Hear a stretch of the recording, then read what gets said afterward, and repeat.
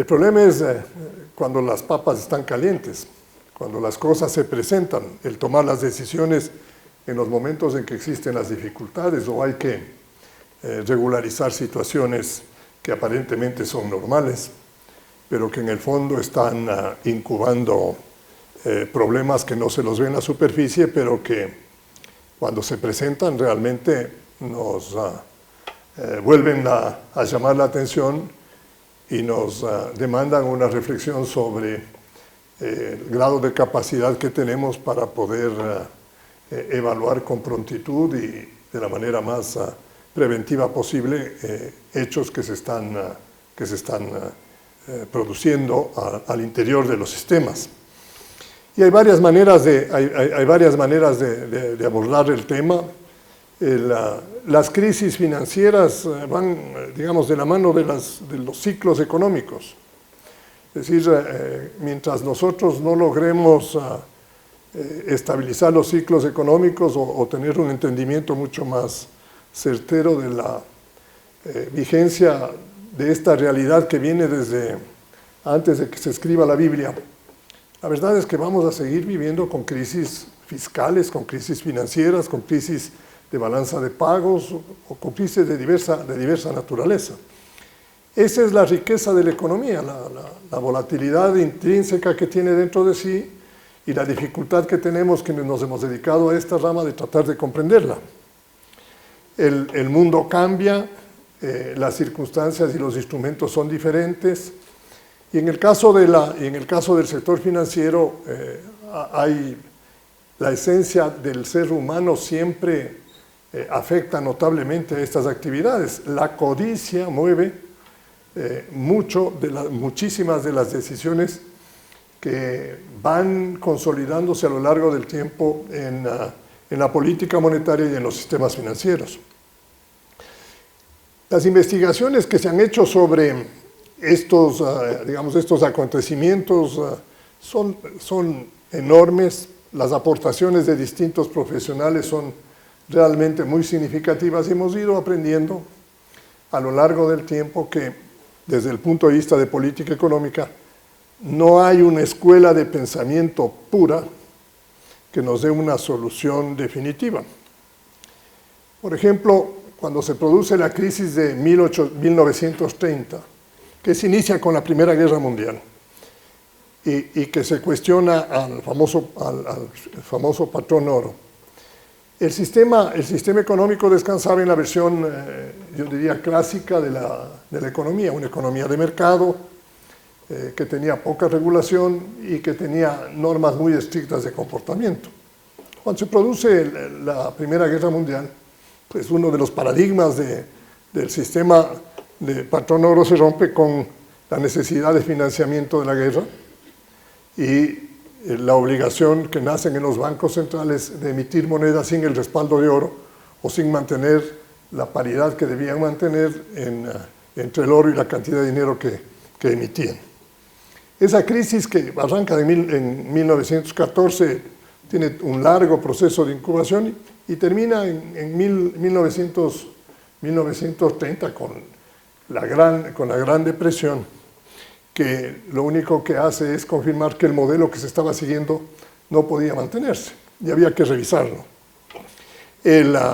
Se cometen errores en la visión de la crisis, claro que se cometen errores, pero era la visión que prevalecía en aquel momento. Dejen que lo que el mercado hace, el mercado lo deshace y con eso estamos todos tranquilos.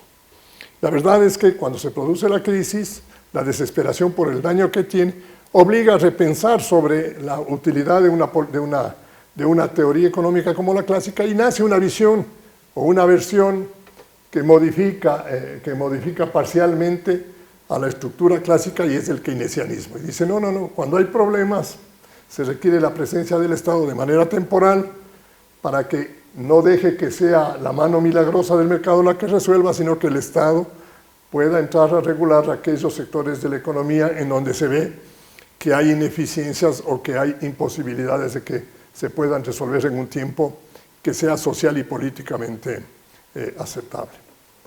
El keynesianismo sale como una solución temporal y luego se deforma como una versión de una escuela que creían, y muchos lo sostenían, de carácter permanente. Pero esa escuela también se desgasta. En el año 1945 se hace una revisión de esa visión, salimos con un nuevo sistema monetario, un nuevo sistema yo diría, de manejo riguroso de la economía, sistema de paridad de tipo de cambio y el vínculo del dólar con el oro. Nos va bien hasta el año 71, en donde los Estados Unidos no puede sostener eso, rompe el sistema y empezamos a buscar un nuevo mecanismo, una nueva forma de conducir las relaciones monetarias mundiales. Nos tomamos prácticamente toda la década de los años 70 hasta que finalmente se consigue concebir un sistema de mercado con tipos de cambio flexibles y con ciertas normas que le dan algún grado de organicidad, pero que habían incubado a lo largo del tiempo un problema y un fenómeno que era la inflación.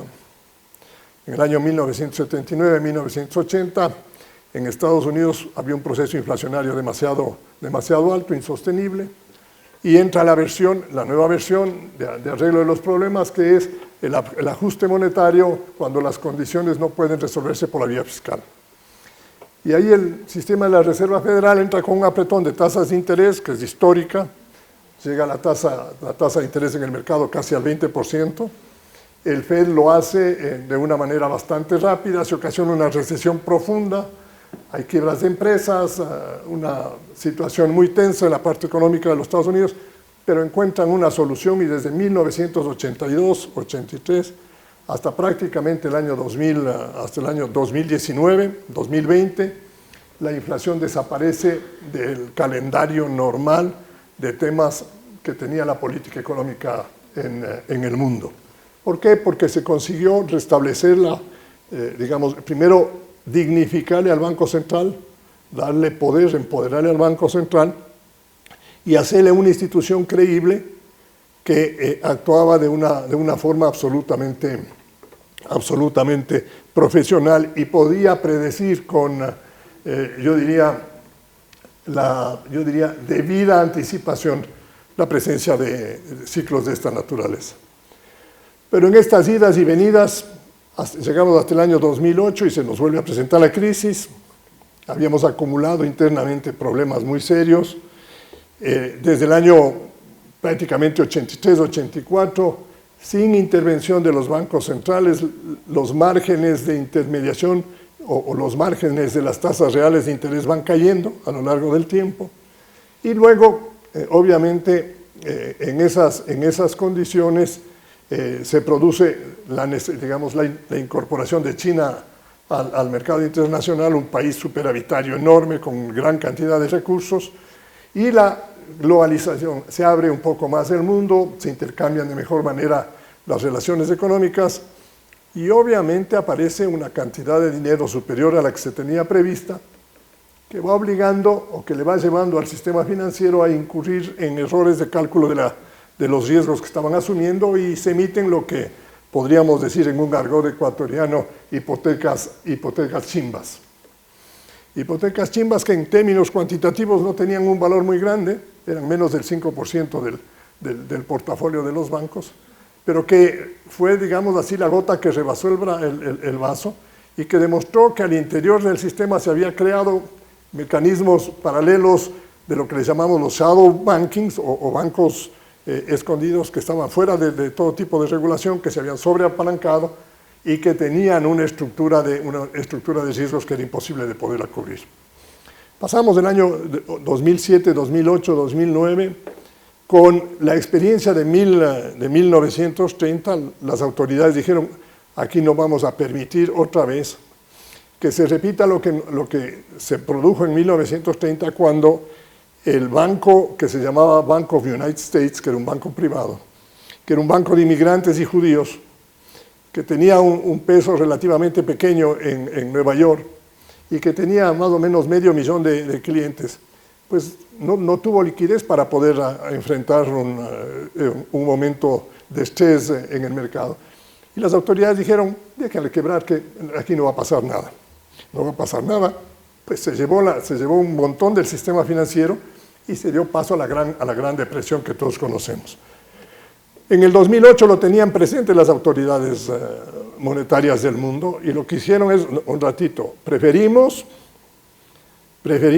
crear un ambiente que sea propicio a la inflación, pero no queremos vivir con una nueva recesión. Vamos a resolver el dilema por donde se nos ofrece un menor costo. Entonces dijeron, vamos a intervinieron, abrieron las líneas de financiamiento de los bancos centrales. El banco, por ejemplo, de la Reserva Federal de los Estados Unidos multiplicó por 4 y casi por 5 su balance, puso a disposición del sistema 4 trillones de dólares y con eso amainaron los problemas y lograron luego poner en funcionamiento al sistema financiero. Hubieron costos, sí, los conocemos, y luego el gran problema que tuvieron los bancos centrales es cómo recuperan esa liquidez entregada. De qué manera revierten el proceso. Y tenían mucho recelo de que al revertir el proceso se les vuelva a producir una nueva crisis y fueron, digamos, evitando el proceso hasta que ya por el año 2019 decidieron empezar el proceso de reversión. Entre el 2016 y el 2019 empezaron a subir las tasas de interés lentamente, pero luego nos vino el COVID, la pandemia, y otra vez estuvimos en dificultades, y en lugar de seguir con una política restrictiva de mediano y largo plazo, los bancos centrales y la política fiscal entraron a rescatarle al sistema. Y ahí eran 4 o 5 trillones de dólares adicionales. El balance del banco del Fed pasó de 1 trillón a 9 trillones de dólares. El peso era casi el 30% del Producto Interno Bruto. Era un peso enorme, y obviamente teníamos ya problemas de diversa naturaleza que ya no solo contenían el problema monetario, sino que había un estrangulamiento de oferta, problema de abastecimiento en los mercados, de las cadenas de producción, que empezaron a conspirar y a poner ya en vigencia el problema de la inflación. En este intertanto, con esa cantidad enorme de recursos, la banca se encontró con bajas tasas de interés, con el dilema de respetan o no respetan la línea y el orden de manejo de riesgos, que es solvencia, liquidez, rentabilidad, en ese orden. Aquí sí el orden de los factores cambia el producto. ¿Sí? Hay que respetar solvencia, calificar bien los riesgos, liquidez, tener una liquidez adecuada de acuerdo a esos riesgos que se tiene, y en esa combinación aceptar una rentabilidad razonable. Algunos bancos, entre otros Silicon Valley Bank, cambió y dijo, no, yo voy solvencia, rentabilidad y liquidez. Como yo no podía, pensando en términos de ese banco, como yo quería tener unos buenos resultados, estructuré un portafolio, que es en términos de calidad de un buen portafolio, pero que le permitía tener, digamos, escondido, pongámoslo entre comillas de escondido, o que no se vea la pérdida potencial que tenía por el riesgo de tasas de interés y de mercado al invertir a largo plazo en bonos de países soberanos y países desarrollados. Entonces, cuando se le produce el quiebre del mercado y sienten que no es un banco seguro, no tiene la liquidez suficiente para poder responder, quiere realizar sus activos, y ahí tiene el problema del descuento que no estaba reflejado en sus estados financieros. ¿Era un banco mal manejado? Uno podría decir sí y no, pero no es un banco en donde se tomaron decisiones, digamos, que uno podría cuestionarles desde el punto de vista ético y moral. No, era un banco en donde la codicia, una vez más, alteró el orden con el que se tiene que manejar los riesgos en el sistema financiero. Y aquí conspiró con el sistema el hecho de que las autoridades, al ver en el año 2019 que las cosas estaban fluyendo con relativa normalidad, decidieron impulsar a los bancos regionales, a los bancos locales, y decidieron excluirles del sistema de regulación y control y de la rigurosidad con la que se establecían los famosos stress test de los bancos en general. Pues subieron el monto de 25.000 millones a 250.000 millones de los activos, y ahí cayeron todos estos bancos.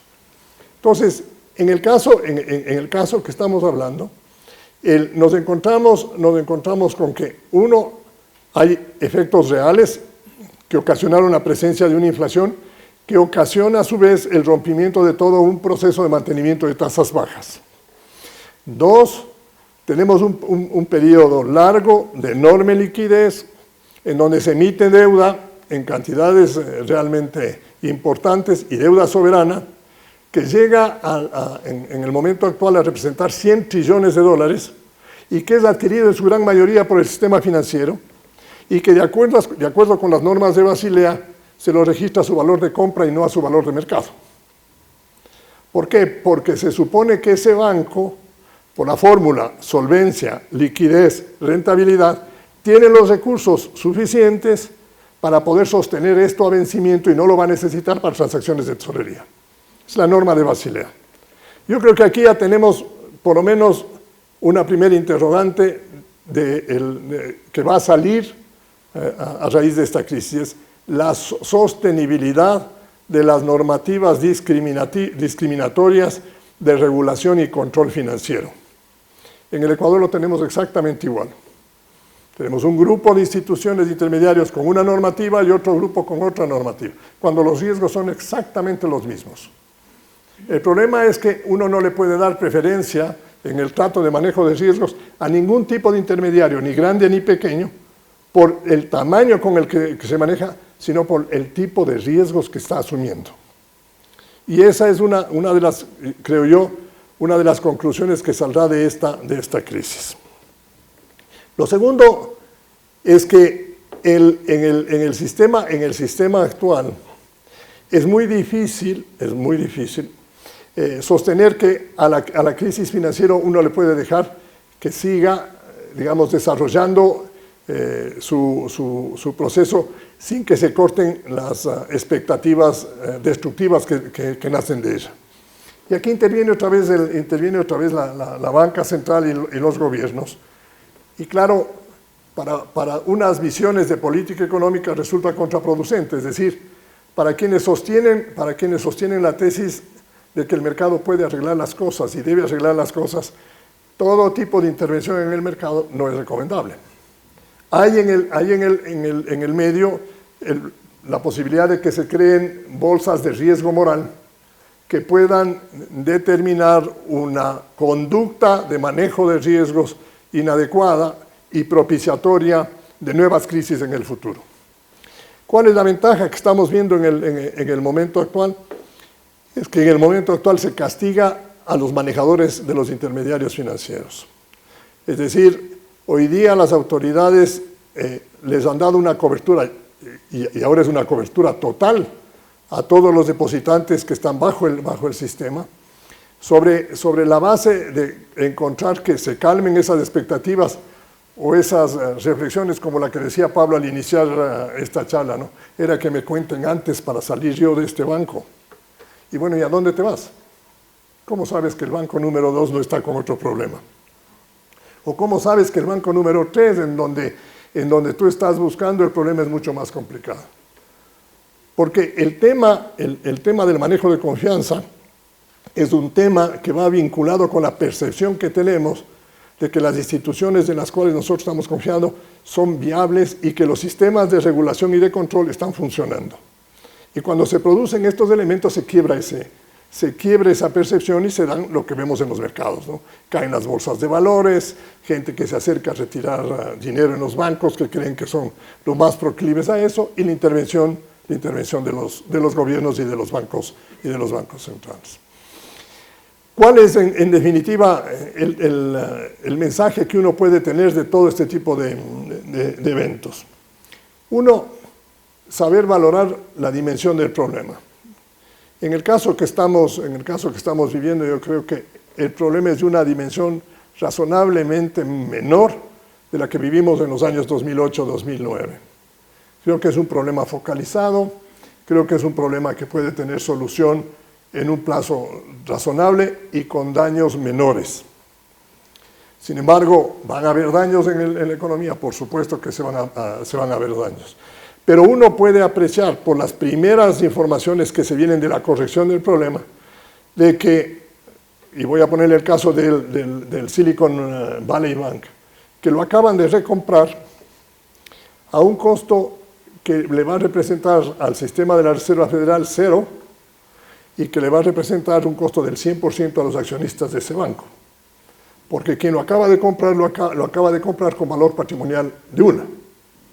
De tal manera que lo que hicieron los compradores de eso es valoraron las inversiones a precio de mercado. Esas inversiones a precio de mercado dieron una pérdida equivalente al valor del patrimonio y dijeron, compramos porque son buenas inversiones, las castigamos a precio de mercado y vengan acá. Entonces, el costo económico, el costo monetario, por la forma como se está manejando, no va a tener una repercusión en términos de un mayor, llamémoslo así, de un mayor costo para la sociedad o para por las cuentas públicas. Lo segundo que creo que es aquí bien importante, después de hablar de que la segmentación de regulación y de control va a ser revisada, es que las normas de Basilea también van a tener que ser ajustadas. Yo creo que las normas de Basilea han mejorado notablemente el manejo de los riesgos. Los modelos que se corren en los bancos para controlar los riesgos son extremadamente buenos, muy predictivos, pero tienen estas, digamos, estas consideraciones especiales que permiten que haya válvulas de escape a determinados riesgos sobre la base de una subvaloración del riesgo. Entonces, este tema de la crisis bancaria va a seguir de tiempo en tiempo apareciendo.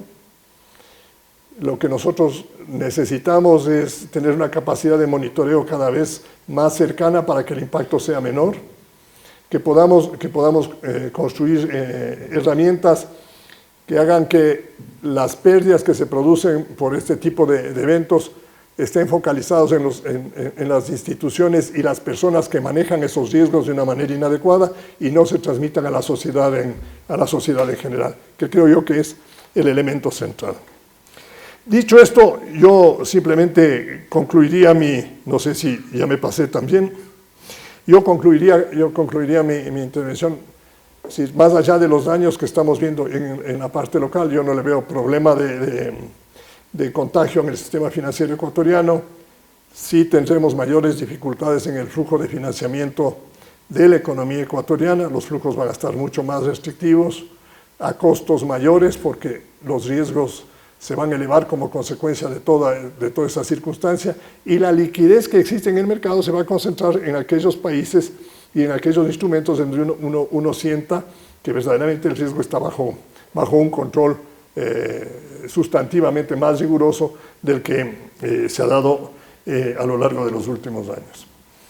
Los endeudamientos públicos también van a ser mucho más restrictivos y creo que veremos a lo largo del tiempo la necesidad de entrar nuevamente en procesos de ajuste fiscal para poder readecuar a las economías en un esquema mucho más equilibrado de manejo del que hemos tenido en el pasado. Y creo que con eso puedo atender lo que me pidieron. Gracias. Aló. Sí, entonces, como les decía, efectivamente hay esta parte misteriosa del dinero. Y digo misteriosa porque efectivamente, por ejemplo, a nivel de una anécdota personal, en el año 2006 estaba haciendo mi doctorado en Estados Unidos y cuando le planteé el tema de mi tesis a mi comité, efectivamente les decía, quiero hacer un análisis teórico de las crisis bancarias. Y la primera respuesta fue, eso ya no sucede en países desarrollados. Efectivamente, como decía Abelardo, más o menos la última crisis fue a inicios de los 80s, y entonces para esa época se sentía que ya no iba a volver a suceder. Y luego, finalmente, menos de 2 años después, esto es a fines del 2007, los problemas de las crisis bancarias en esa época empezaron a suceder nuevamente en el mundo desarrollado y dejó de verse nuevamente como un problema solo de países en vías de desarrollo. Aquí en esta presentación básicamente vamos a tratar entre Santiago José y yo de profundizar en el tema de lo último que ha pasado. La primera parte es tratar de entender que las crisis bancarias en general son causadas por fallas de regulación. En este caso vamos a argumentar a favor de la parte de la falla del Estado. Aquí una analogía pequeña. Tropezarse en una vereda bien construida es un accidente o un error. ¿Okay? Si la vereda está bien construida y yo me tropiezo, un accidente, un error de mi parte. Pero ¿qué pasa si hay una falla en ese diseño? ¿No? ¿Hasta qué punto fue mi error?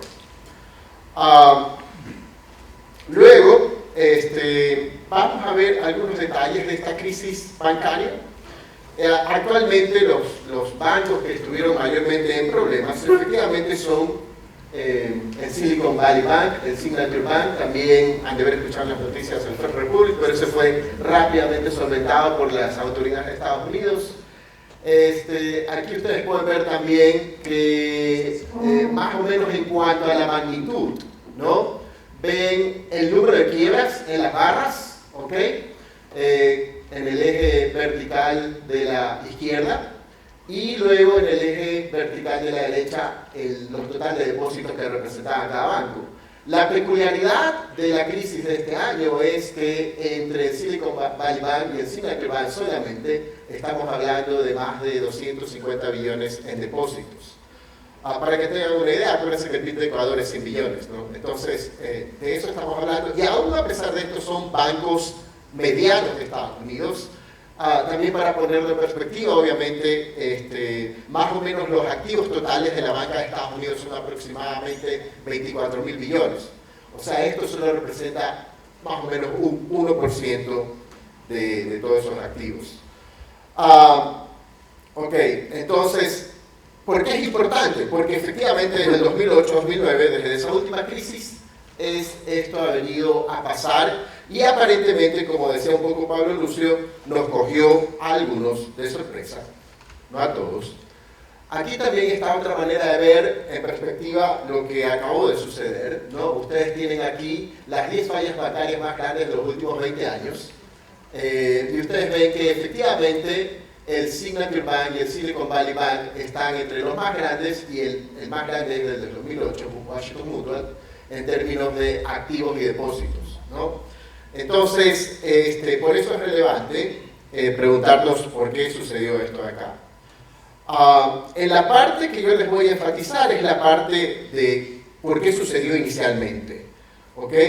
Entonces, en la pandemia, al inicio de la pandemia, ¿no? Entre febrero y marzo, hubo mucha presión en Estados Unidos, en los países desarrollados, en Ecuador inclusive, acerca de qué podían o qué debían hacer los gobiernos y entre ellos los bancos centrales para evitar que luego de acuérdense, los confinamientos, los lockdowns, la gente se metía a sus casas, no iba a trabajar y el punto era cómo esas personas van a seguir pagando sus cuentas, su alquiler, su comida, la educación de sus hijos, las cuentas de salud, etc. Porque a pesar de que estuvieran metidos en sus casas, tenían que hacerlo. Entonces, en muchos países, especialmente los desarrollados y aquellos que tenían ahorros, se propuso que a través de los bancos centrales se emitiera dinero y se llegara inclusive a dar bonos directos a muchas familias, ¿no? En Estados Unidos, en Inglaterra, etc. Pasamos el bache, ¿no?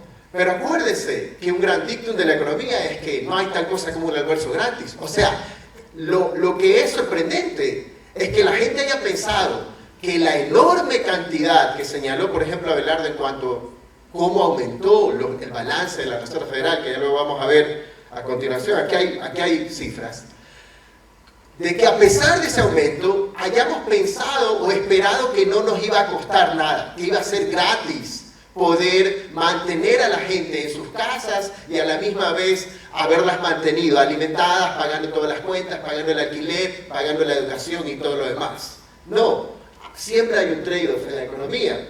En este caso, en este gráfico, ustedes ven más o menos desde fines de los 50 la evolución de la base monetaria en Estados Unidos, ¿no?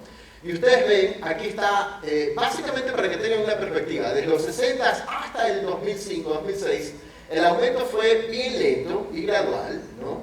Pero del 2008 a más o menos hasta las facilidades cuantitativas del 2014, más o menos ustedes ven cómo se duplica, triplica.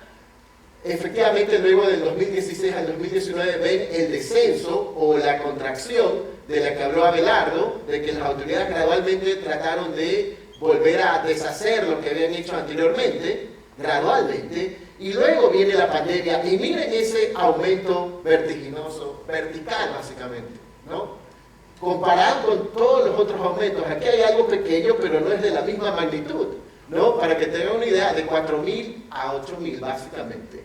Entonces, les pregunto, ¿ustedes creen que eso no iba a causar algún efecto posteriormente en la economía y en el sistema financiero? ¿No? Entonces, y acá tenemos la misma figura o la misma idea desde más o menos el año 2000, pero con respecto a los activos totales del sistema de reserva federal en Estados Unidos. Ustedes ven el salto en la crisis del 2008, ¿no? Iba como por 1.000 millones, 2.000, 3.000, 4.000 más o menos, luego empieza el estancamiento y descenso, y luego viene la pandemia, ¿no? Y pasamos como de los 4.000, 6.000, 7.000, 8.000, 9.000, ¿no? Entonces, nuevamente les repito, eso nos tenía que causar, eso inevitablemente iba a generar consecuencias. Y aquí está el descenso posterior del año, a partir del año segundo trimestre del 2022. Y luego veremos qué pasa con el manejo de las tasas de interés, que también tiene que ver directamente con lo que pasó ahora último con respecto a la crisis bancaria.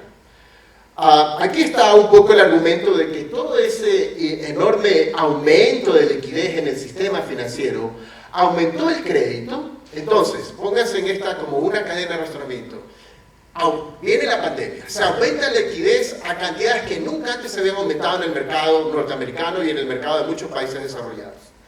Se aumenta la liquidez, los precios de los activos crecen, ¿no? La inflación crece también. Y esto es lo que se ve en este proceso de boom económico, digámoslo así, ¿no? Aquí está inicialmente la pandemia, los primeros meses, y luego empieza a haber este proceso de que, ¿saben qué? Igual los índices de las bolsas de valores de activos, ¿no? Empiezan a haber expectativas de que, bueno, no ha sido tan malo la pandemia, hay bastante liquidez, todo esto empieza a inflarse, ¿no? Pero luego empieza a haber la desaceleración desde el 2022. Acuérdense que el año pasado la discusión era si es que había el soft landing o el hard landing. Es decir, cómo los países desarrollados iban a enfrentar la caída o el hecho de que tenían que deshacer el incremento de las reservas durante la pandemia, en el año 2020. Y muchos teníamos la expectativa que en Estados Unidos más o menos íbamos a estar o estábamos en un soft landing. Pero en realidad, dados los últimos hechos, estamos más bien en un rough landing todavía, no necesariamente hard todavía, pero sí rough, inevitablemente. Y luego, aquí tienen ya más específico con respecto al Silicon Valley Bank, ¿no? Miren, la línea naranja es como el promedio de cuánto crecieron los depósitos en todos los bancos asegurados por el FDIC, que es como la Agencia de Garantía de Depósitos de Estados Unidos, y el crecimiento en azul de solo el Silicon Valley, ¿no? Entonces ustedes ven 220% de crecimiento de depósitos en el Silicon Valley Bank versus 26% en todos los otros bancos asegurados por el FDIC, ¿no? Miren esta diferencia, ¿no? Si ustedes estuvieran, si esta fuera una clase de finanzas, yo les dijera, esto es una burbuja, ¿no? Porque está lejos de los fundamentales del banco, etc. ¿Ok? Y citáramos a Eugene Pham y todo lo demás, ¿no? Entonces, y luego viene esta caída de los depósitos. Bastó que el 13% de los depósitos cayera en el Silicon Valley Bank para que empezara a generar problemas. Un poco más de los detalles de la composición de la cartera de los depósitos de los activos le va a hablar Santiago José, pero aquí ya está un poco nuevamente ese proceso de boom y de bust o de recesión que empieza a haber, ustedes ven. Y aquí está un gráfico bastante importante, o sea, si es que se tienen que llevar una lección de lo que yo les voy a decir, está resumido en este gráfico, ¿no? Ustedes ven asimismo nuevamente desde el año 2000 cómo esta línea morada a la que estoy apuntando es la tasa de reserva, la tasa efectiva de los fondos federales, la que más interviene o afecta la Reserva Federal en Estados Unidos. Acuérdense del ataque a las Torres Gemelas. Greenspan se asusta, el mercado se asusta. Antes, aquí no está el gráfico, pero hacia fines de los años 90 las tasas de interés estaban por 5%. Viene el ataque a las Torres Gemelas, los mercados se ponen con incertidumbre, bajan las tasas de interés, las mantienen por un largo periodo, ¿no? Cuando yo digo largo periodo, lo que quiero decir es que cuando comparamos la reducción de la tasa de interés con otra tasa de interés o una regla de tasa de interés, la famosa regla de Taylor en honor al economista John Taylor, las tasas debieron haberse subido antes de que es más o menos 2005-2006. Pero se suben, ¿no? Y aquí empiezan a ver los problemas de los bancos en países desarrollados. Y luego nuevamente se pone incierto el mercado financiero y las bajan básicamente a piso de cero, ¿no? Y finalmente estamos en el 2016, donde se dijo hace un rato que gradualmente las autoridades empezaron a subir las tasas de interés. Ahora, solo comparen esto. 2016, 2019, primer trimestre del 2020, las tasas suben como de un nivel de 0 a 2.5%. Básicamente en 3 años, ¿no? Pero comparen acá, que es el aumento después de la crisis de la pandemia. De 0, en cuestión de un año, básicamente, sube de 0 al 5%. Nuevamente, les pregunto, ¿ustedes creían que eso no iba a causar consecuencias hacia el sistema financiero, el que se suba tan rápidamente las tasas de interés? ¿Ok? El otro problema es que esta distancia, si ven donde más o menos está en el año 2020 hasta el 2022, todo este periodo es el periodo prolongado en el que nuevamente, si yo comparo esto con una regla monetaria, la regla de Taylor, de hecho, les anticipo y lo podemos discutir en las preguntas, decía o recomendaba que la tasa de interés no solo tenía que llegar a 0, sino de hecho a territorio negativo.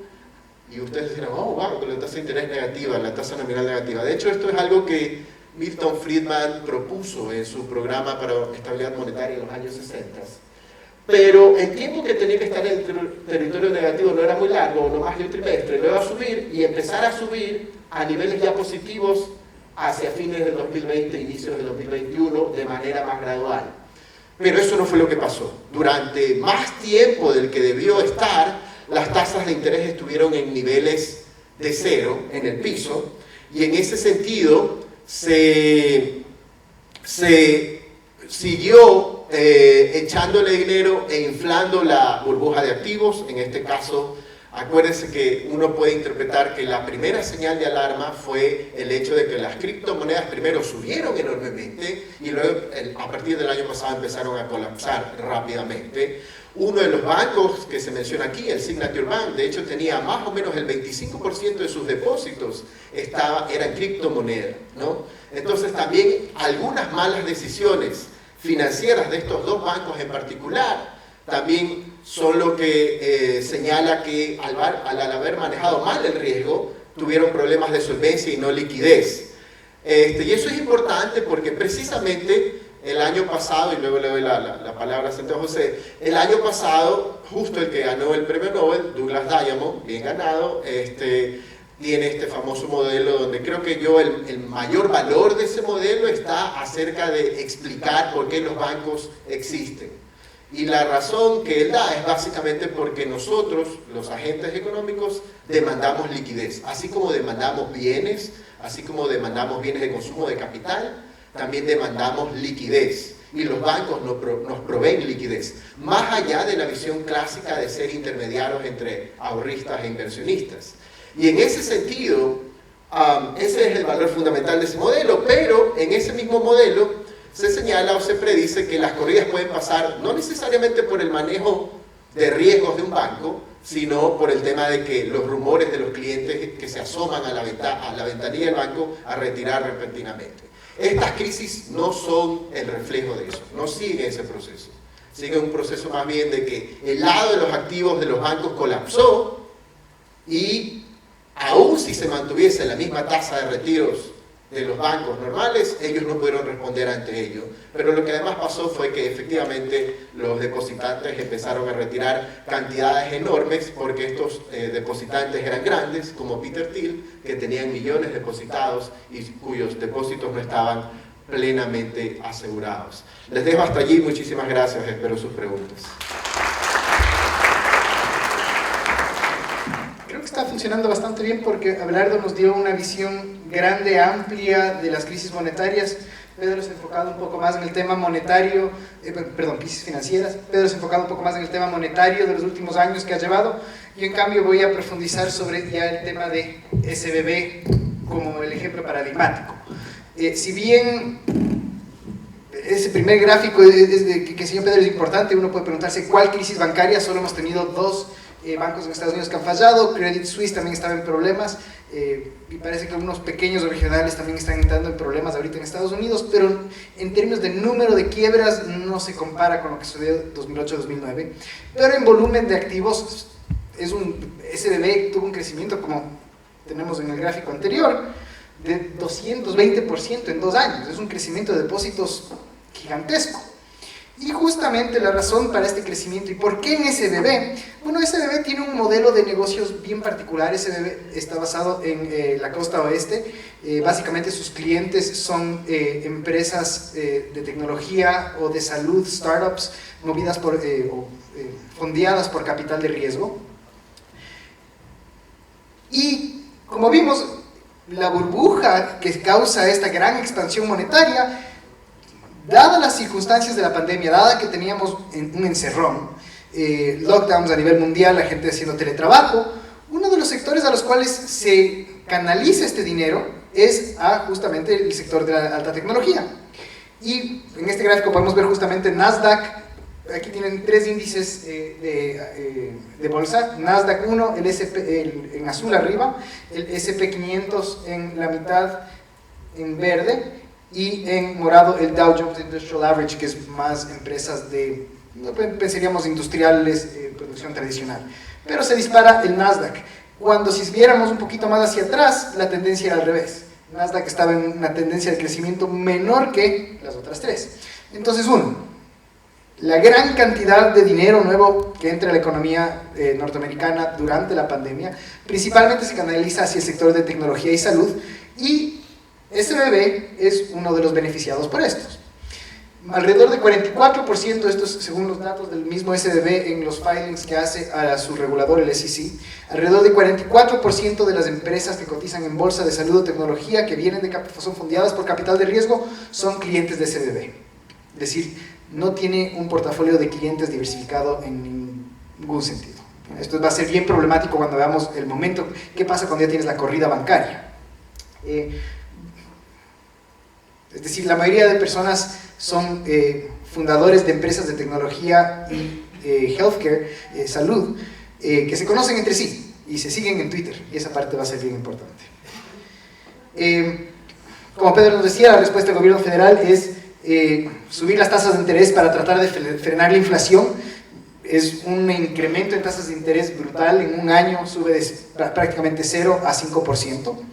Y esto castiga muchísimo al modelo de negocios que estaba haciendo SBB. SBB, aquí vemos la composición de activos de SBB y tienen un comportamiento muy extraño. Solo 35% de sus activos son préstamos, versus un promedio de 60% para el resto de la industria bancaria. Es un outlier por completo en términos de su manejo. Sí, por algo que está diciendo Abelardo, están tratando de tener mayor rentabilidad, invirtiendo no en préstamos que pueden ser riesgosos, sino en activos seguros que los van a mantener hasta el vencimiento. Y eso es una gran parte de su cartera. Si vemos aquí, inversiones de vencimiento son alrededor de 43% de su cartera de activos. Solo un 12% valores a la venta, 35% préstamos. Y el problema con las inversiones al vencimiento es que son extremadamente sensibles a que suba la tasa de interés. Les pongo un ejemplo. Si es que yo les prometo que de aquí todos los años les voy a pagar $1000 y la tasa de interés es un 5%, tengo un contrato firmado que les promete de aquí les voy a pagar $1000 por el resto de su vida, 5% de la tasa de interés del mercado. ¿Cuánto estarían dispuestos a pagarme a mí por ese contrato en el cual les voy a dar un cupón, hablando en términos técnicos, de $1000 al año? Bueno, dice, la tasa de interés de 5%, ¿cuánta plata tendría que yo tener para ganarme al año $1000 a una tasa de 5%? $20,000. Es decir, ese papel, ese contrato, esa promesa de pago, esa inversión, cuesta $20,000. Ahora les pregunto, ¿qué pasa si es que sube la tasa de interés a un 10%? Bueno, a un 10%, ganar $1000 al año, solo tendría que tener $10,000 en la cuenta bancaria, y con eso puedo ganar cada año $1000. Es decir, un incremento en las tasas de interés licúa el valor de estas inversiones. En SBB tenemos 43% de inversiones a vencimiento. El incremento en un año de tasas de interés de 0 a 5% licúa el valor de los activos de SBB.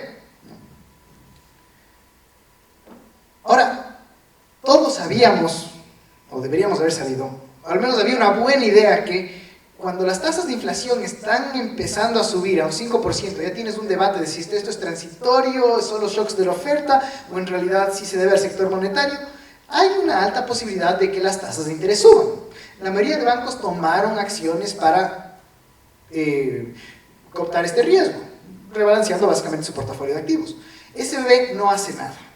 Esto es ya algo medio raro. Pese que desde febrero de 2022 ya hay múltiples instancias de la Reserva Federal de San Francisco, que es el regulador directo de SBB, hay múltiples instancias donde les mandan cartas que se llaman MRAs, Matter Requiring Attention, o MRIA, Matter Requiring Immediate Attention. Envían estas cartas del regulador a SBB justamente llamando la atención a los problemas de duración y los problemas de activos que tienen. Esto es febrero 2022, eso es un año, y en un año no pasa absolutamente nada. No tanto porque, bueno, SBB obviamente no tiene mucho incentivo de hacer algo al respecto, pero la pregunta grande aquí, la interrogante es, ¿y que el regulador se quedó dormido desde febrero? O sea, ¿qué pasó? Y ya voy a hacer un argumento por qué creo que esto es un error sistemático. Es decir, no es simplemente que es un error, uy, se le pasó al regulador de la Reserva Federal de San Francisco, sino que hay incentivos que sistemáticamente te van a llevar a este tipo de problemas. Esto por el lado de los activos de SBB. Por el lado de pasivos también tienes varios problemas en el manejo de SBB. Alrededor del 88% de los depósitos de SBB son depósitos bien raros. Alrededor del 88% no están asegurados por la Agencia de Garantía de Depósitos de Estados Unidos, el FDIC. Y para no estar asegurado tiene que ser un depósito de mayor a $250,000. 88% de los depósitos de SBB eran mayores a $250,000. Esto es bastantísima plata en no tantas cuentas, uno podría pensarlo de esa manera. ¿Por qué? ¿Por qué este manejo de liquidez tan precario por parte de los fundadores de empresas de tecnología y salud? Tenían la plata literalmente sentada en el banco sin pensar en qué podría hacer. Una vez que empiezan a subir las tasas de interés, SBB se da cuenta que está en problemas y sale a levantar fondos a lo largo del 2022, a lo largo del año pasado. Una manera de ver este incremento brutal en sus balances es que en el 2021 el total de deuda que había emitido SBB para fondearse es alrededor de $71 millones. Chiquísimo, poquito, casi nada. Para el 2022 sube a 71 millones. Para 2022 sube a 13.000 millones. Este es un incremento de más o menos 20.000% de deuda de este banco. Hay un problema grave de fondeo, los mercados empiezan a darse cuenta, se empieza a correr rumor, parece que Peter Thiel es uno de los primeros que empieza a decir justamente saquen su plata de SBB. Recuerden el modelo de negocios de SBB, la mayoría de sus clientes son fundadores de empresas de tecnología y de salud en San Francisco, se conocen entre sí, son amigos de WhatsApp, se siguen en Twitter. Y tenemos una de las corridas, probablemente la corrida más grande y más rápida que hemos visto en la historia hasta el momento. En 2 días, entre el 9 y 10, jueves 9 y viernes 10 de marzo, alrededor de 140.000 millones de dólares de depósitos salen de SBB. Los del viernes 10 de marzo no logran salir a tiempo, pero ya están puestas las órdenes, ya sea a través de contacto con sus agentes o a través de, hoy en día es muy fácil sacar la plata del banco, ¿no? Es sacar el teléfono, entrar al app y transferir. Entonces, esta es una de las cosas que se hacen bien interesante de esta corrida, es que probablemente es la corrida más rápida que hemos tenido. Y aquí nuevamente el modelo de negocios de SBB, de estar altamente concentrado, una base de clientes nada diversificada, lleva a este problema. ¿Cuál es el desenlace, el epílogo? SBB es comprado por First Citizens Bank el 26 de marzo. Signature Bank, que es el otro banco problemado en Nueva York, es comprado por Flagstar Bank el 19 de marzo. La Agencia de Garantía de Depósitos de Estados Unidos, el FDIC, el Departamento del Tesoro y la Reserva Federal anuncian que se garantizarán todos los depósitos de los dos bancos invocando la cláusula 13.3, que es la cláusula de riesgo sistemático. Es decir, dicen, si es que no entramos a rescatar estos dos bancos, hay riesgo de contagio, lo cual es bien raro porque son dos bancos bastante aberrantes con respecto al resto de la industria en términos de su comportamiento. SBB es un banco mediano regional, Signature es un banco relativamente más pequeño, que uno sí puede cuestionarse, a ver, ¿está bien invocada la cláusula de riesgo sistemático? Y recuerden que el 88% de los depósitos no tenían garantía. El momento que el regulador entra invocando una cláusula en una situación que no es para nada clara, que es de riesgo sistemático, como si hubiera sido Lehman Brothers en el 2008 y a quien no entraron a rescatar, ya empieza a despertar preguntas de qué va a hacer el regulador en el futuro. Yo como depositante tengo que estar consciente de si estoy depositado en un banco riesgoso o no. Bueno, a mí me parece que sí debería. No existe un mercado sin regulación. La pregunta es quién lo regula. ¿Lo regula un burócrata cuyo trabajo en realidad no depende de hacer tan bien su trabajo? ¿O un cliente cuyo trabajo de monitoreo en realidad es la plata? O más adelante vamos a ver que en realidad son otros bancos los que deberían estar haciendo el monitoreo, y cómo el nuevo sistema de la Reserva Federal destruyó eso. No se rescatarán a dueños de las acciones de los bancos. Esto es algo muy positivo, en cambio, a diferencia de la crisis de 2008, donde sí se entró a rescatar a deudores y dueños de los bancos.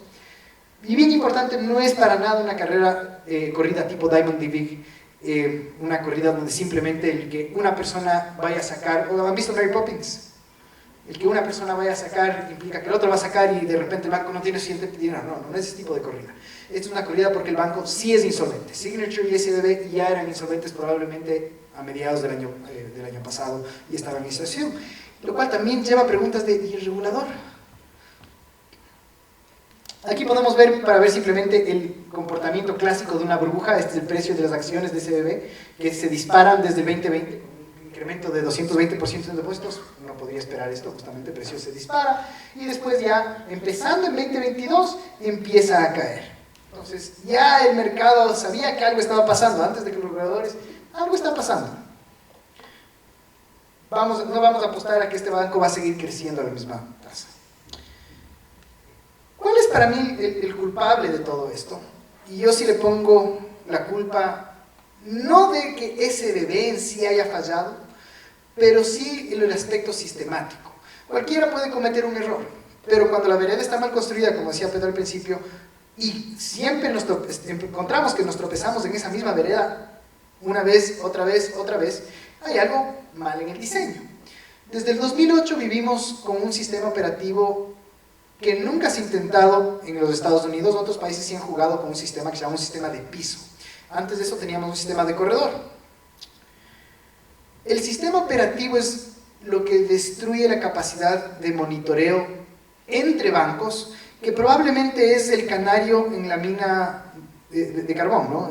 Si saben, las minas de carbón llevaban canarios se moría, sabías que tenías un problema de monóxido de carbono, sal corriendo. Es tu signo de aviso temprano. El mercado interbancario es el signo de aviso temprano de problemas entre los bancos. El cambio de sistema operativo, y eso podemos entrar un poquito más en las preguntas, no quiero decir toda la explicación de cuál es la diferencia entre un sistema de corredor o un sistema de piso. Básicamente la diferencia es que ahora las reservas ya no son escasas para los bancos.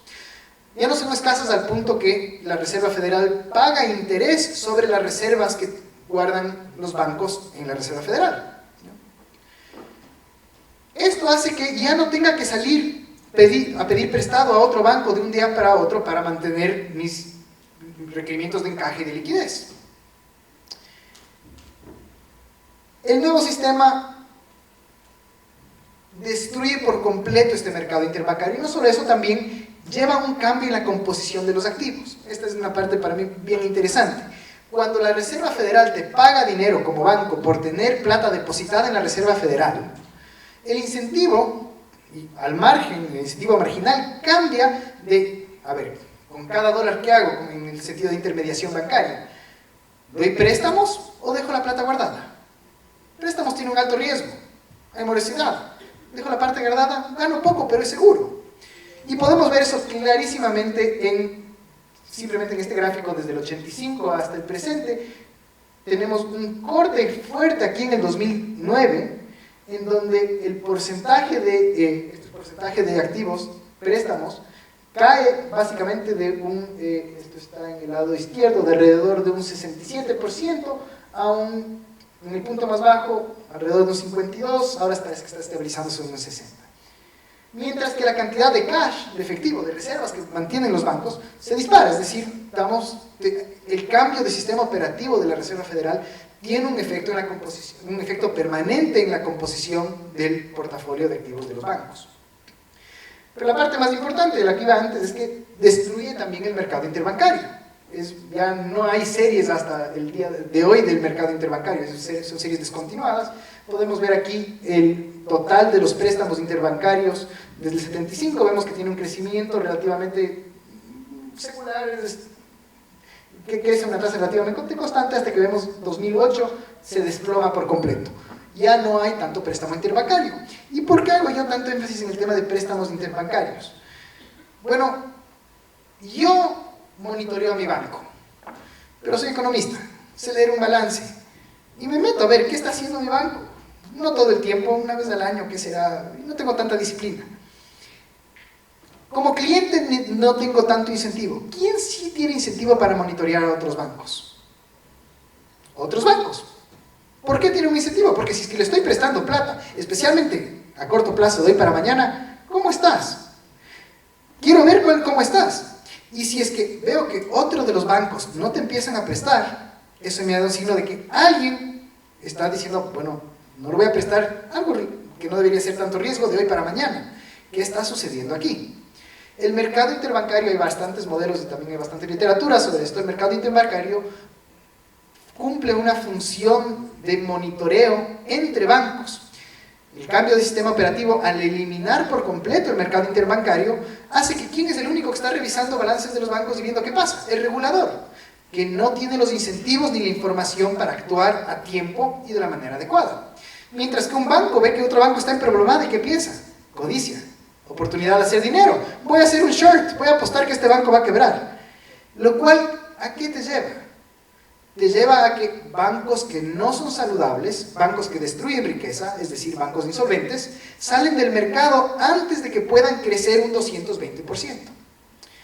El eliminar la disciplina de mercado que viene con un mercado activo interbancario, por este cambio de sistema operativo de la Reserva Federal, va a llevar a problemas futuros. Para mí este es el primero que hemos visto, ha sido difícil verlo antes.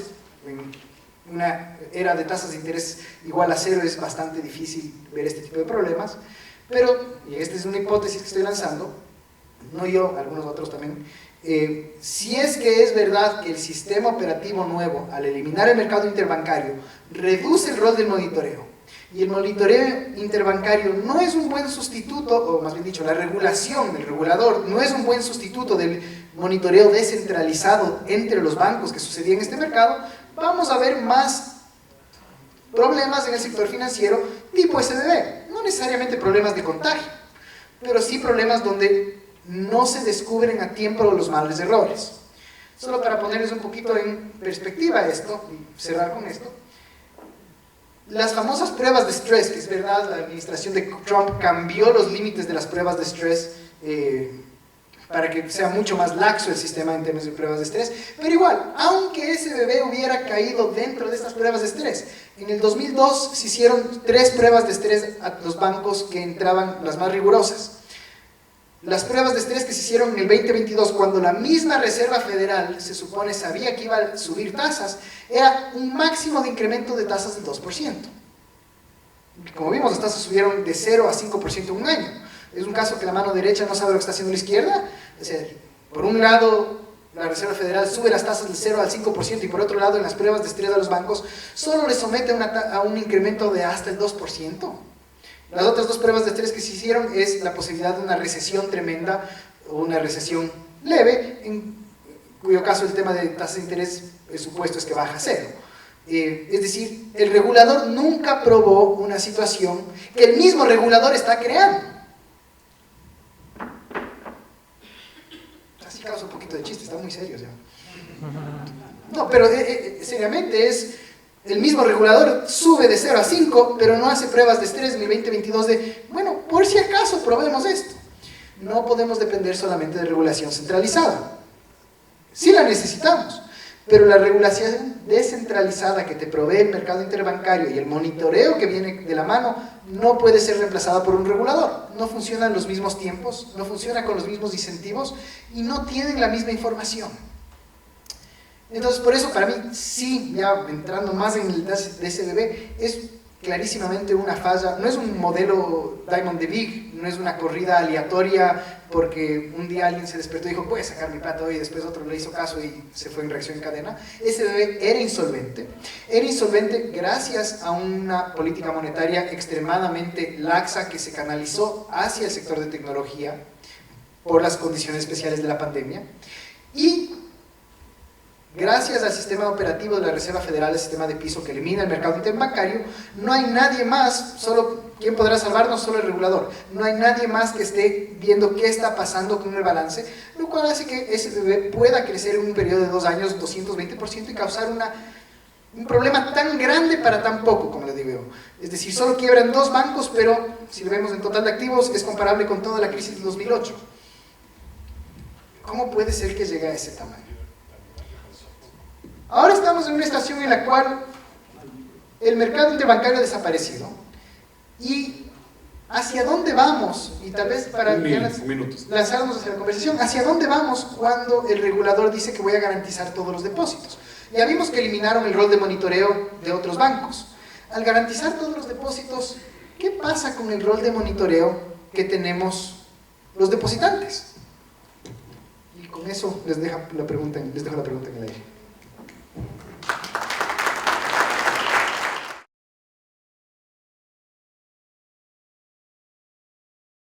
Bancaria desde el celular aparece reflejado en el balance, en tu cuenta que sale, que aparece reflejado en la cuenta del otro, pero no creo que eso sea inmediato, porque supongo que hay que esperar a la noche, a cuando llega el clearing house, cuando llega a aclarar las cuentas entre los bancos cada noche para hacer balances, para que efectivamente se produzca. Si evidentemente el banco no tenía un 82% de coeficiente de RT de caja, evidentemente gran parte de lo que salió en realidad no pudo haber salido esa misma noche porque no había respaldo para que saliese. No entiendo ni cómo funciona la práctica ni qué realmente ocurrió, porque se reflejaría que salió, pero en realidad no pudo haber salido. Esa es la primera. Y la segunda, estaba repasando rápidamente las últimas crisis financieras.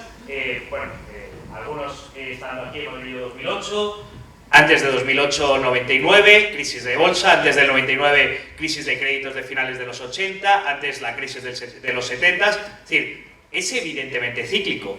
La pregunta es, ¿estamos hoy en una mejor situación para que los hoy alumnos de economía de la universidad en el año 2000, pues en 15 años, 2038, cuando ellos sean profesores, estén hablando con sus alumnos de las crisis financieras cíclicas en Estados Unidos y por qué ha quebrado el nuevo enésimo banco? Es decir, si ya ocurre tantas veces, tan repetidamente, ¿cómo no entender que es sistémico y cómo evitar que sea sistémico? Yo soy el primero. A ver, no habíamos conversado antes de las presentaciones, pero resultó que nos fuimos de lo macro a lo micro de una manera ordenadita, así es que veo que los 2 colegas profesores sí trabajaron en conjunto y yo me aventuré a la parte de la visión global. Hay varios conceptos que son bien importantes tenerlas presente en este tipo de análisis. Un concepto que merece relevancia fundamental es que la diferencia de una crisis en el sistema financiero de lo que es una crisis en cualquier otro sector está determinado porque el sistema financiero está siempre apalancado y los recursos que tiene el sistema financiero le pertenecen al país y a toda la estructura económica pública y privada. Cuando se produce una quiebra en el sector agrícola, el apalancamiento es mínimo, la relación de deuda es distinta de la explosión de apalancamiento que se produce en el sistema financiero. Por lo tanto, el radio de impacto de una crisis en el sistema financiero es sustantivamente mayor que el radio de impacto de una crisis fiscal o de una crisis externa o de una crisis de producción en la oferta o en donde queramos nosotros mirar. Entonces, ¿por qué le tenemos tanto temor a las crisis financieras? Por eso. Porque la dimensión del impacto es sustantivamente mayor. Incluso en estudios que se han hecho en la comparación de las crisis, cuando estas no entran al sistema financiero, la velocidad de recuperación de las crisis no financieras es muchísimo más rápida que la velocidad de recuperación de las crisis cuando hay el sistema financiero. A veces el doble y el triple del tiempo necesario cuando ha entrado el sistema financiero en crisis. Entonces ese es el primer elemento que es bien importante tenerlo presente. El segundo elemento que es bien importante, y aquí voy simplemente a invocar a un economista de los años 70, 80, un poquito antes inclusive, que se llamaba Hyman Minsky. Este es un profesor de la Universidad de Washington, de St. Louis University. Hyman Minsky estudió las crisis financieras y es uno de los, llamémoslo así, de los primeros profesores y economistas que se atrevió a buscar la causalidad de las crisis. Y él definió una suerte de oxímoron en economía y decía: la estabilidad es desestabilizante. La estabilidad es desestabilizante. ¿Qué es lo que en el fondo, qué es lo que decía? En el corazón del funcionamiento del sistema financiero se van tomando decisiones durante épocas de estabilidad que van desfigurando el criterio y la perspectiva de crisis, y se van tomando decisiones subvalorando los riesgos que implican en las operaciones, y que el momento en que se quiebra el sistema y da paso al reconocimiento de una realidad, todos esos activos o buena parte de esos activos pierden protección, pierden valor. Lo han dicho mis dos colegas aquí el día de hoy. Invierten en papeles, en bonos del gobierno de los Estados Unidos. ¿Quién desconoce el valor del papel de un bono del gobierno de Estados Unidos? Nadie. ¿Es una inversión buena? Claro que es una inversión buena. El problema está en empatar el periodo de vencimiento de esa operación con el flujo de vencimientos que tienen de las operaciones activas. Cuando se produce el descalce, quiere decir que la distribución de los tres grandes conceptos, solvencia, liquidez y rentabilidad, no estuvo bien encuadrada. En solvencia probablemente hay una concentración en largos plazos que afectaron a la liquidez, lo que tú decías. Sí, tenían lindos bonos, pero no los podían vender en el mercado si no eran con pérdida. Entonces, cuando le empezaron a retirar los depositantes porque se sintieron desprotegidos, ese banco no tuvo la liquidez suficiente como para poder responder. Claro que es una caída violenta, pero esta es tenemos que acostumbrarnos a que la economía hoy día se mueve en un mundo, y este es el tercer elemento, en un mundo sustantivamente diferente en velocidad de lo que era antes. Antes las crisis bancarias las conocíamos porque la gente iba y llenaba los halls. Entonces veíamos que al banco número 18 había una montonera de gente allá adentro. Este banco está en crisis. Hoy día en las crisis bancarias se aplasta un botón y se transfieren los fondos. No pasa nada en los halls bancarios, no se ve la crisis, pero la velocidad es lo que alguien decía: las crisis vienen como la velocidad de la luz. Entonces, hoy día cuando uno tiene una crisis, y viene el cuarto elemento, la velocidad de respuesta de las autoridades tiene que ser casi instantánea, porque la percepción de riesgo se multiplica en su velocidad, y si no se logra atender y cortar eso, realmente se inflama el mercado. Y al inflamarse el mercado se rompe toda posibilidad de evitar que esto se vuelva una catástrofe. Aquí hay que reconocer algo que normalmente no se lo dice. La famosa ley de Pareto en el sistema financiero es clarísima. El 80% de los depósitos pertenece al 20% de los depositantes. Y el 20% de los depositantes, o el 20% de los depósitos, pertenece al 80% de los depósitos. Entonces, cuando hay una crisis, en el sistema, con los sistemas tecnológicos actuales, esta ley de Pareto funciona de una manera, de una trituradora en el sistema, porque ese 20% de depositantes son mucho más alertas, están mucho más alertas, son muy propensos a la información y actúan más rápido, pero los bancos no están protegidos con la suficiente liquidez para poder defenderse si es que esa liquidez no supieron atenderla y manejarla con cuidado. Y los seguros de depósitos, estamos hablando ahora en los Estados Unidos, y los seguros de depósitos de los Estados Unidos cubren menos del 1% de los depósitos. El 99% de los depósitos están por encima de los $250,000. Por lo tanto, si es que dejan que funcione solo el sistema de seguro de depósito, la probabilidad de una catástrofe es casi 100% segura. Entonces, no les queda dilema sino intervenir. En los sistemas de relaciones interbancarias, que es un tema que seguramente tú lo vas a explicar más, pero que hacía la pregunta, el problema de las relaciones interbancarias hoy día ya no salen por la vía de los interbancarios como teníamos antes. Precisamente en el año 2008, cuando la crisis empezó a tomar volumen, todos los bancos cortaron las líneas con nosotros porque no sabían en qué condición estaba su vecino.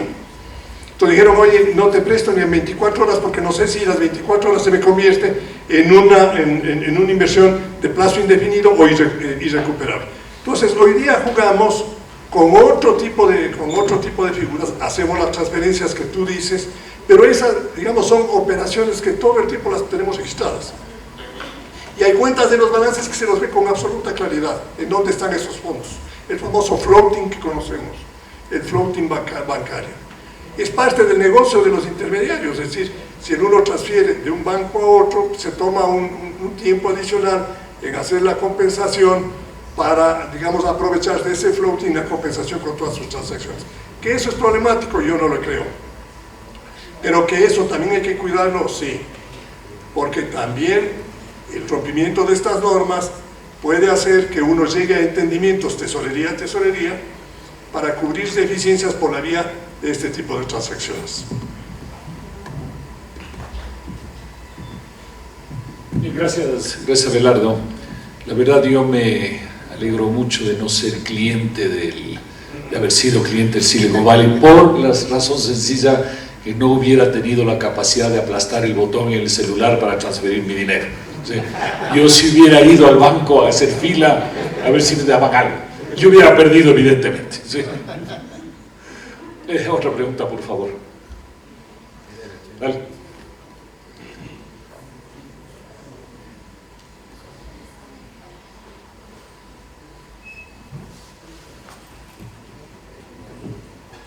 Para el Santi, ¿cómo ves tú? O sea, esta vez no rescataron a los accionistas, pero yo no creo que realmente los banqueros o los accionistas de bancos crean que esto va a ser así para siempre, ¿no? O sea, si soy accionista de un banco realmente grande, yo creo que sigo esperando que si mi banco quiebra me van a rescatar.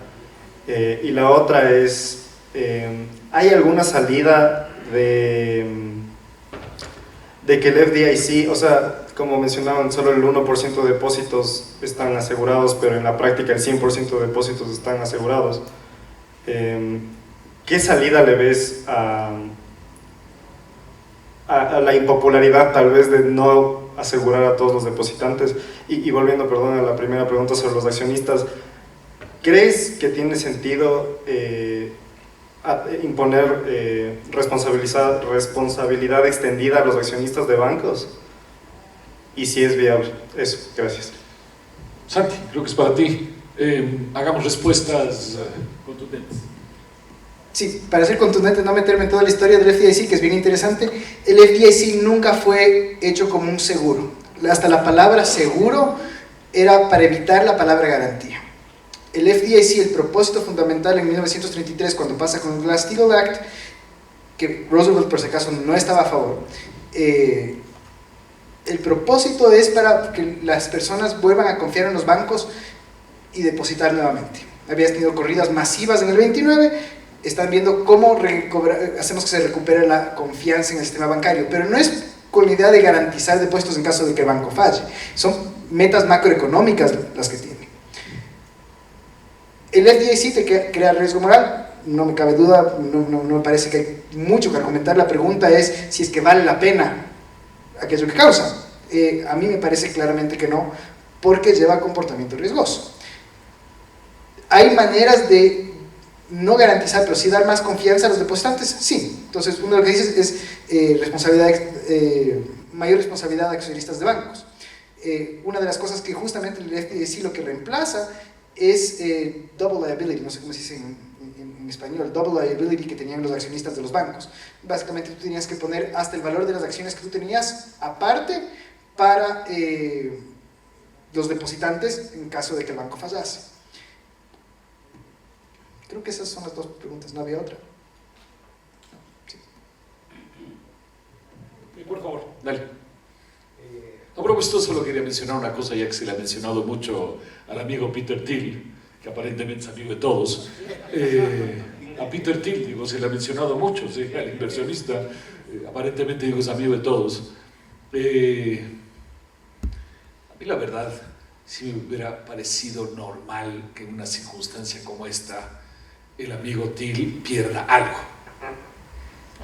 Sí me pareció normal. Al final él también cometió errores de poner dinero en un banco que tenía una serie de desequilibrios. Él tiene la capacidad de contratar un buen analista financiero que le dé chequeando las cosas todos los días y tomar mejores decisiones, ¿no? En el largo plazo. Entonces me parece que el hacer garantías extendidas sí es un exceso en una economía capitalista donde los depositantes eventualmente también tienen que perder. Sobre todo cierto tipo de depositantes me parece normal que pierden. Pero bueno, solo era un paréntesis sobre nuestro amigo Thiel. Dale, por favor. Al economista Pachano, nosotros sabemos que aquí en el Ecuador la banca, el mercado financiero está bien, goza de buena salud, pero siempre con todas estas noticias, por la fragilidad política que tenemos, genera escozor y todo el mundo se asusta y comienzan los agoreros del desastre. ¿Cuál sería el mensaje claro a la sociedad, al mercado en general, respecto a la injerencia de cosas como pasa en Estados Unidos con este banco, respecto al mercado financiero, bancario en el país? Yo no tengo elementos objetivos que me hagan cambiar de opinión como consecuencia de esta crisis internacional en la estructura general del sistema bancario ecuatoriano. La gran ventaja del sistema bancario ecuatoriano es que sus operaciones internacionales no son tan sofisticadas como para haber entrado en mercados en donde hay riesgos ocultos o son riesgos de muy difícil valoración. La banca tiene recursos en el exterior, los necesita tener para sus operaciones, pero normalmente trabaja en el money market, es decir, en operaciones casi cotidianas de vencimientos inmediatos y con instrumentos muy seguros.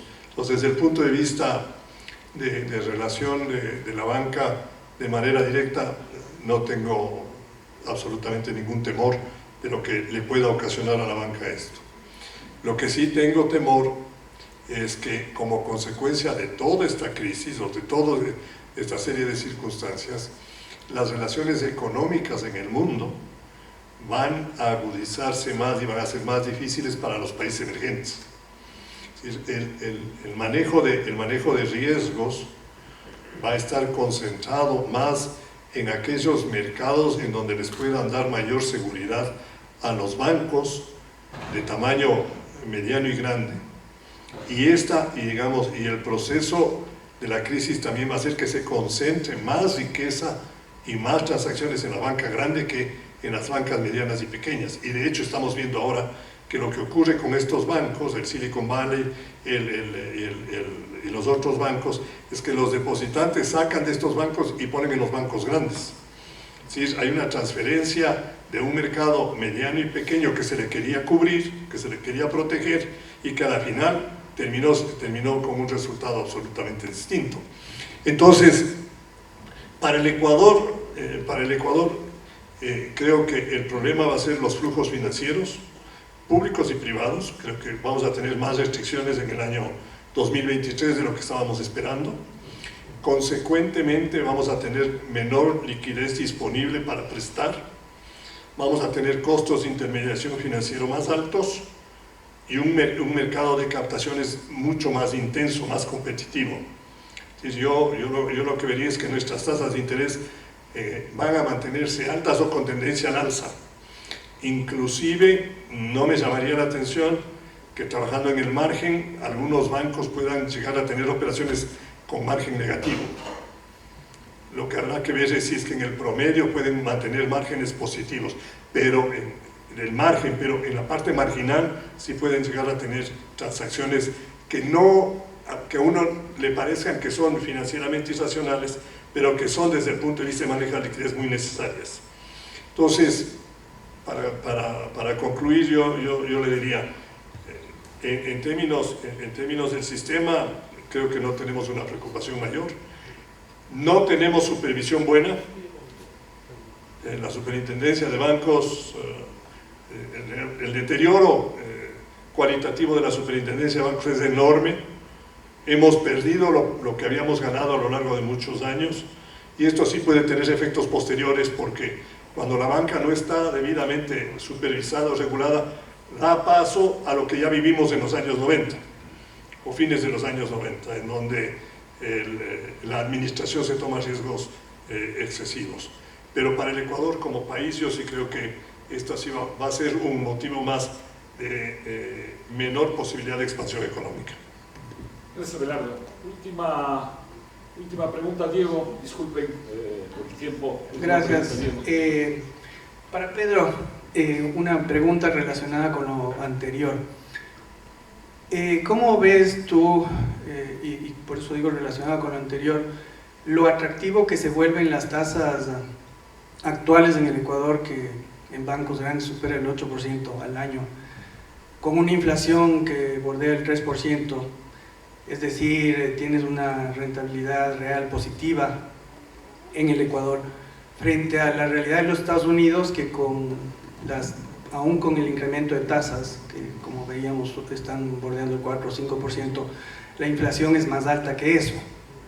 ¿Crees que de alguna manera, yo sé que aquí el riesgo país está cercano al 20%, las condiciones políticas, pero al menos en flujos de capitales que buscan esa rentabilidad, ¿crees que haya un atractivo, dado que, como se decía, la banca ecuatoriana está bastante bien manejada, tal vez producto de la historia de la crisis bancaria, como que nos hemos vuelto un poco más conservadores y en general la banca se maneja bien?